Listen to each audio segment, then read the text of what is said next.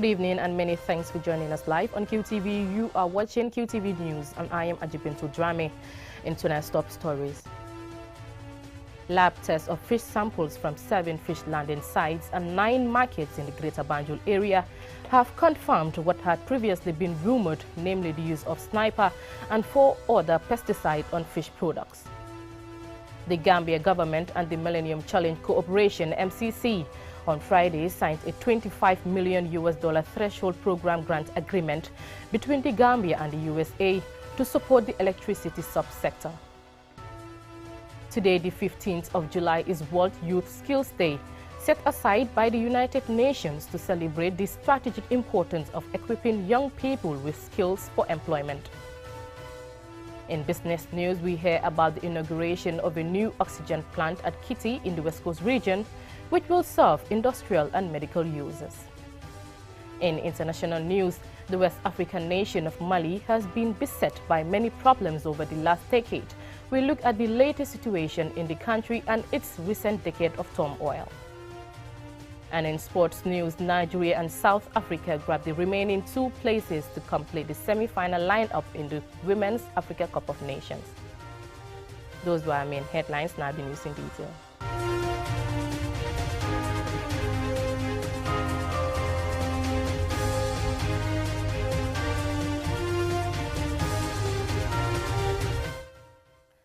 Now, laboratory tests of fish samples from 7 fish landing sites and 9 markets in the Greater Banjul area have confirmed the use of sniper and 4 other pesticides on fish products.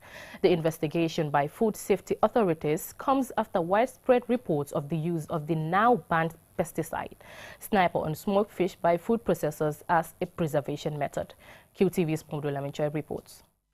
A scientific investigation has uncovered a serious public health situation. A laboratory result has emerged from the efforts of a fact-finding team comprising officials of the Food Safety and Quality Authority, National Environment Agency, Directorate of Public Health, Department of Fisheries, and pesticide experts. The result has shown light on the widely reported use of sniper on smoked fish as a preservation method.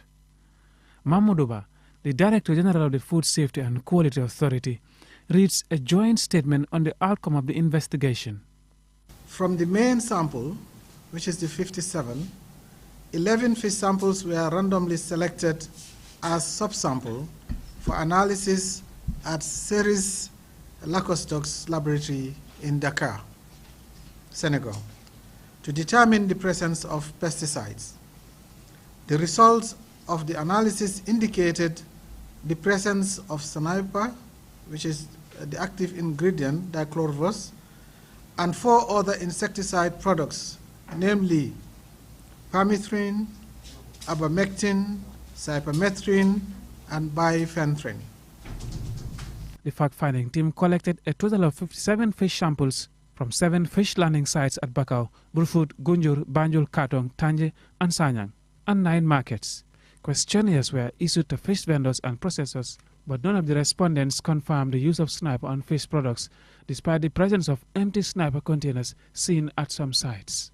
The results further indicated high residual concentration of dichlorvos, which is sniper, in the samples collected from Bakote Fish Market, with a concentration level of 9.18 milligrams per kilogram.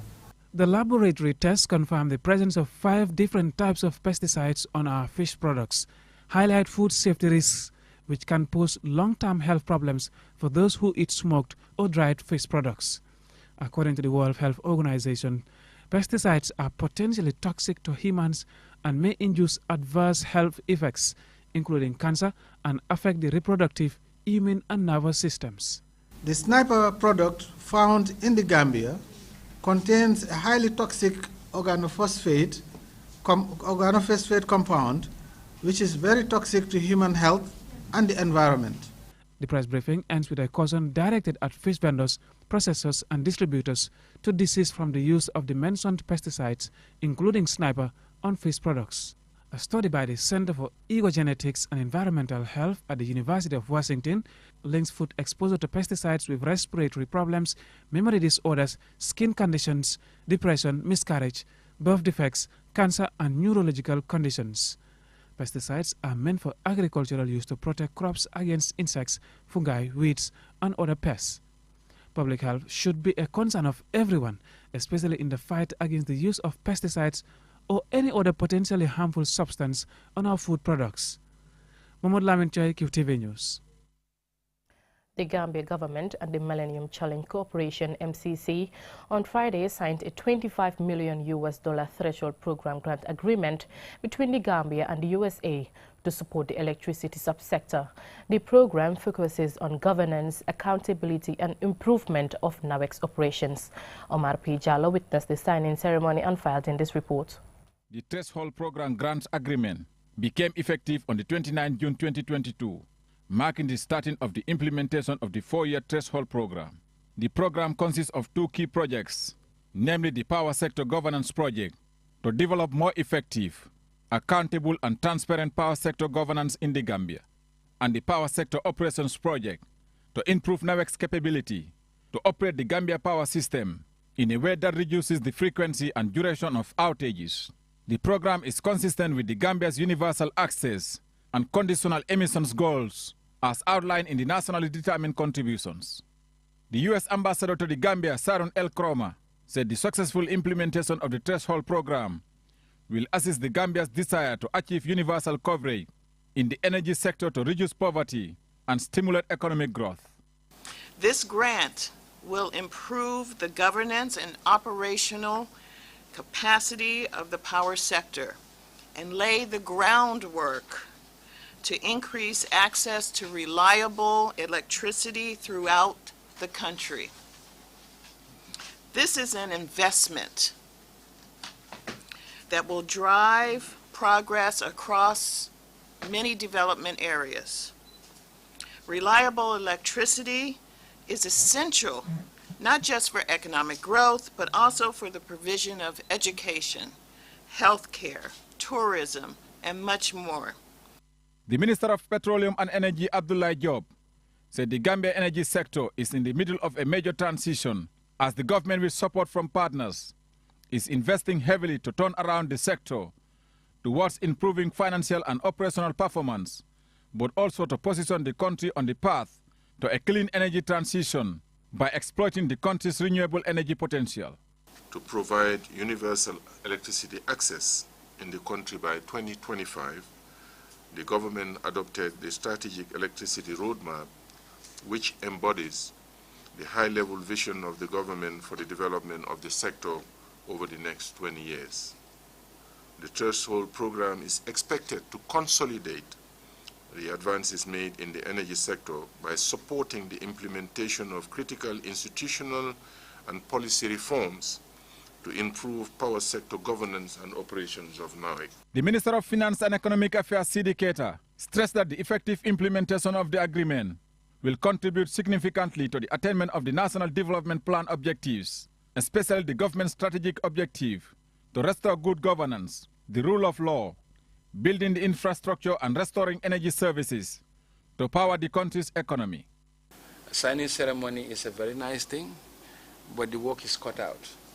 So we hope the objective of the grant will be met through the effective implementation of the activities enshrined in the agreement. We have no doubt that the team at the Energy Ministry and the support of the Millennium Challenge Corporation will work towards that. The Millennium Challenge Corporation is an independent U.S. government agency working to reduce global poverty through economic growth. Created in 2004, the MCC provides time-limited grants and assistance to countries with rigorous standards for good governance, fighting corruption, and respecting democratic rights. Reporting for QTV News, I am Omar P. Jallo. Moving on, today the 15th of July is World Youth Skills Day, set aside by the United Nations to celebrate the strategic importance of equipping young people with skills for employment. The day has particular relevance for the Gambia, a country with low levels of skilled youth. Jennifer Sonko engaged some skilled young people in commemoration of the day, and she now reports. In 2014, the UN General Assembly declared 15 July World Youth Skills Day. The day provides a unique opportunity for dialogue between young people, technical and vocational education and training institutions, firms, employers and workers, organizations, policymakers and development partners. The United Nations says there is an increasing need to highlight the ever-increasing significance of skills as the world embarks on a transition to a model of sustainable development. We engage young people who have skills on the significance of the day and the skills they have. Solix Photography is owned by two young Gambians, Felix Dauda and Solomon Cisse. They have progressed from playing with their phones to take pictures to now being among the most talked about young photographers in the Gambia. Solomon studied accounting and Felix studied engineering, but had a passion for photography, which they describe as a flexible and lucrative skill. The beauty of a skill is, for me, the beauty of having a skill is the freedom. You're able to work for yourself, you're able to decide your working hours. It's also much productive, as in you're doing something you love and you're also making a living off of it. So, you know, having a skill is something that gives you time for many other things as well, instead of the 6 to 5 or so, very early in the morning, wake up, and it's a bit stressful for youths like us. So mostly I would advise youth, to get into skill, learn something, wherever you find yourself in the world, you could always do something. You could always be useful to someone. To an extent, yeah, it gives you independence, but then also, it's something very demanding. You have to know what you're doing when it comes to skill. It's not just you going to an office, but then with skill, as he said, it's flexible. You have your own time. You get to do things at your own pace. So then, it's good. I love it. We also visited Omar Bunjani, owner of Bun's Creation, where he makes ready-made African wear and more. Omar started tailoring just to sew for himself, but later realized that this skill could be a great way to make a living. I want to be an entrepreneur. That's why I decided to choose skills. And I want to be independent. I don't want to be under somebody. So this is why I choose to be an entrepreneur. World Youth Skills Day is being celebrated at a time nations are still working on socio-economic recovery from the COVID-19 pandemic. Now, what economic benefits can empowering young people with the required tools and knowledge bring to a country? Thus, the team transforming youth skills for the future. The young people we spoke to say the challenges of being a skillful young person in the Gambia are numerous. Sometimes for let's say our own job, getting things that we need can be a big issue sometimes, because all what we use has to be imported. So then you get that issue of to get what we need. It's a problem sometimes, but then we just try out. Yeah, the challenges is just too much. It's just way too much. Like we struggle to learn this thing, but for us to benefit ourselves, it's the problem. Financially, for us to stand on our own. Speaking ahead of the Transforming Education Summit, scheduled for September, the United Nations Secretary General Antonio Guterres, in commemoration of World Youth Skills Day, says, and I quote, "Young people are drivers of change and must be fully engaged in decisions affecting their future. Guided by the United Nations Youth 2030 strategy, I urge everyone to act for youth skills development as a priority at the summit and beyond." Reporting for QTV News, I am Jennifer Sonko. And from that story, we will go for a commercial break. Still to come, we have more stories, so stay tuned.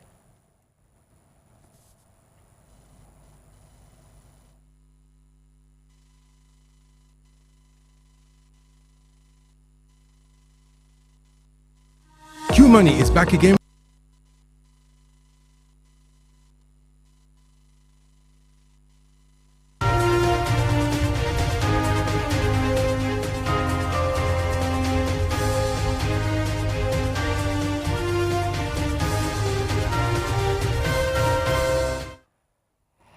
Welcome back. Now onto some business news.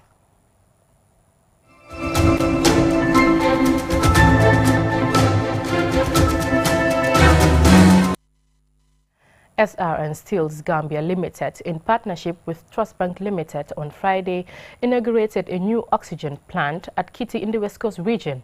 As Lolly M. Kamara reports, the oxygen plant will serve multiple purposes, including medical and industrial uses.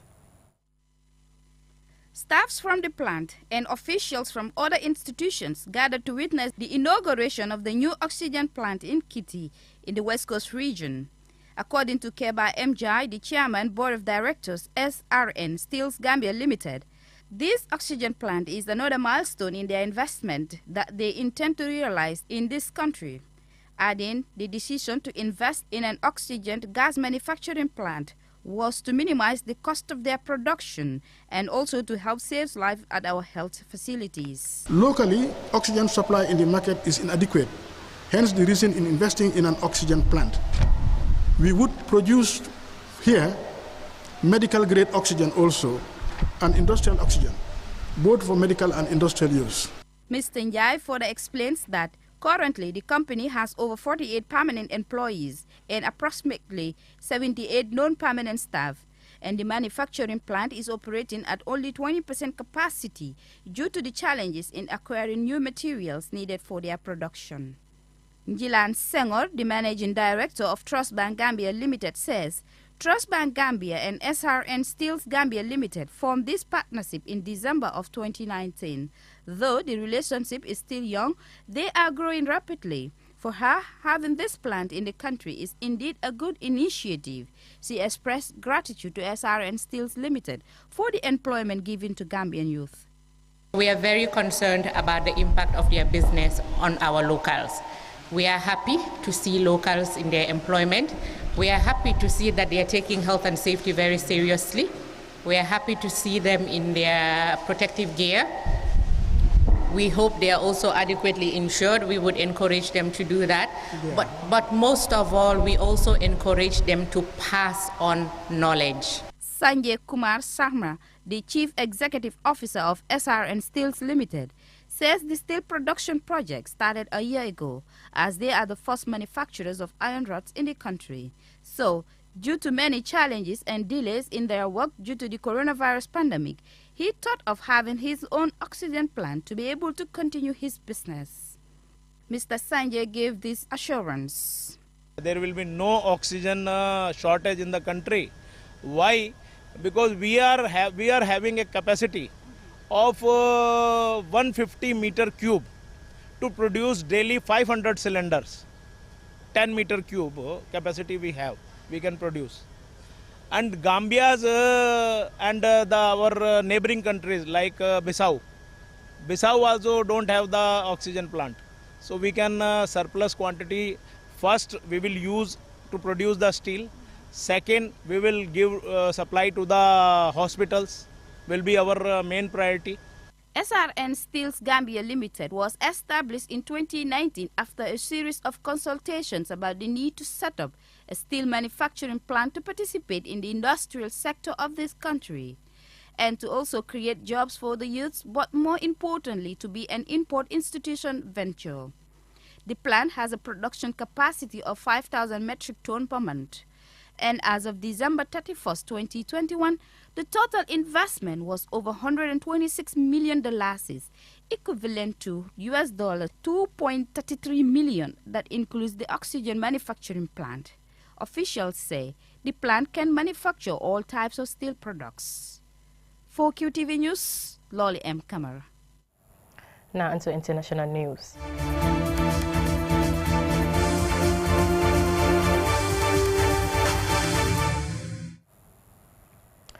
A lot has happened in Mali since the separatist Tuareg rebel has counter-coups happened a decade ago, threatening the political and security stability of the once democratic country.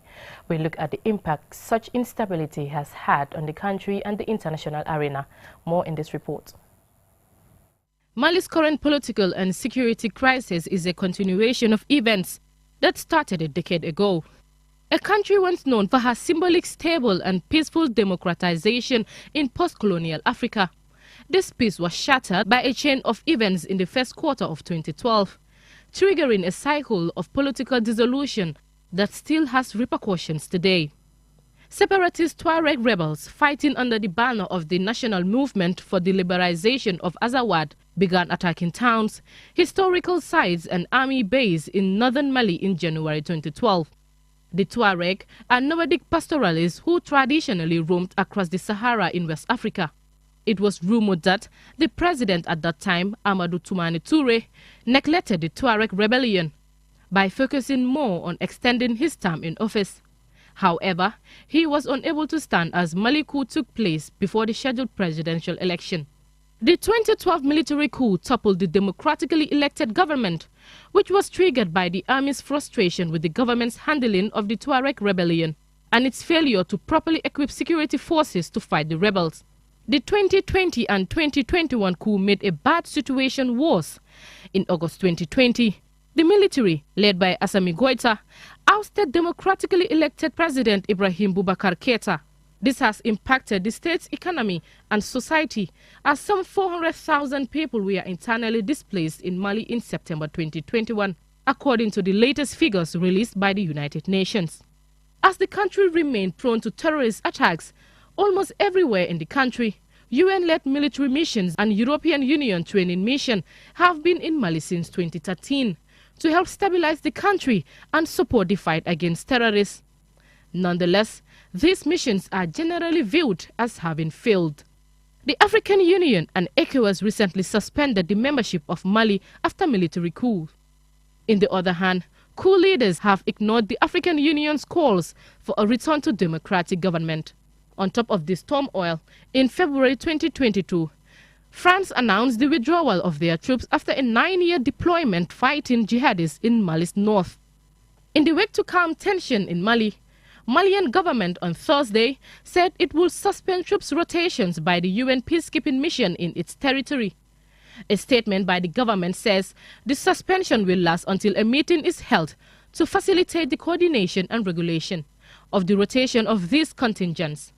But the statement provided no date for the meeting. Political analyst Bakary Samt believes Mali's only chance of returning to political stability is through a process of national reconciliation. Currently, that seems a distant prospect. Ajibintu Drame, QTV News. Now to some sports news.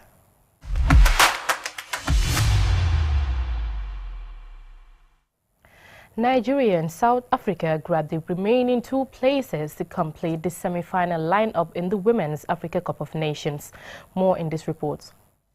First up was South Africa, many people's favourites to go all the way.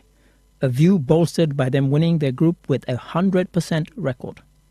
The beauty of sport can be its unpredictability. However, there was something predictable about Nigeria's progress to the semi-final.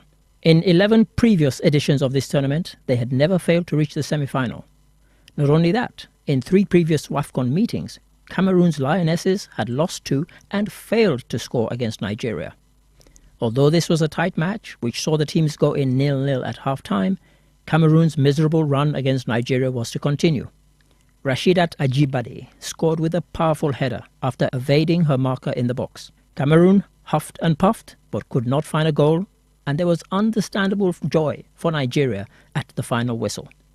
The win took them into their 12th WAFCON semi-final and confirmed their 8th appearance in the Women's World Cup next year in Australia and New Zealand. The second match of the night was an equally close affair. As they kicked off, South Africa and Tunisia knew there was a lot at stake. This may have contributed to the nervous and unfocused play, although South Africa did most of the attacking, and so it was no surprise when in the 14th minute, Jermaine Siposenwe raced onto a beautiful through ball, evaded her defender and scored a wonderful goal. They went in at half-time with no further score, and for all their efforts to get back on terms, Tunisia could not find a goal in the match. At the final whistle, South Africa celebrated yet another semi-final and a second consecutive World Cup appearance. So now we know the final 4. They are Morocco, Zambia, South Africa and Nigeria. Both semi-finals are on Sunday, with South Africa taking on Zambia at 5 p.m, followed by host Morocco locking horns with Nigeria at 8 p.m. Some exciting clashes await us. For QTV News, I am Ade Darami. To end, here's a recap of tonight's stories. Lab tests of fish samples from 7 fish landing sites and 9 markets in the Greater Banjul area have confirmed what had previously been rumored, namely the use of sniper and 4 other pesticides on fish products. The Gambia government and the Millennium Challenge Cooperation (MCC) on Friday signed a $25 million threshold program grant agreement between the Gambia and the USA to support the electricity subsector. Today, the 15th of July, is World Youth Skills Day, set aside by the United Nations to celebrate the strategic importance of equipping young people with skills for employment. In business news, we heard about the inauguration of a new oxygen plant at Kitty in the West Coast region, which will serve industrial and medical users. In international news, the West African nation of Mali has been beset by many problems over the last decade. We looked at the latest situation in the country and its recent decade of turmoil. And in sports news, Nigeria and South Africa grabbed the remaining 2 places to complete the semi-final lineup in the Women's Africa Cup of Nations. Well, that's it from me in tonight's edition. Thank you for watching.